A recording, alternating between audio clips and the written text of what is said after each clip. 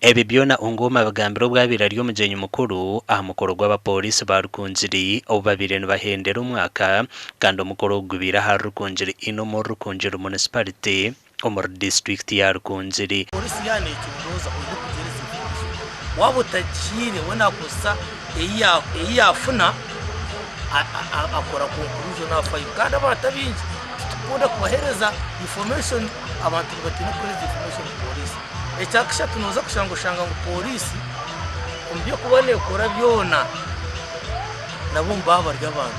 Ongom yongire yagira ngo polisi emishare y'ibari kutunga teri kumara konka ngo bagireho entasi ndijo mu makagaba aho barukurga atari kuguma barindirire emishara yonka.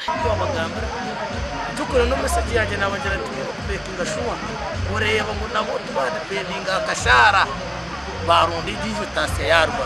Pose problems. We are the punching bag of the community. Every bad thing, police. You will not hear someone talking something good about us. So we must support the government program, PDM especially, to ensure that there is progress, there is development, which is also in our mission. Musata bachirana omudumizi wa polisi habwa district ya Rukungiri na wahigira abasurukale bo kucendeza emize y'obusinzi. Amakuru agagasha kwa Ahimbisibwe.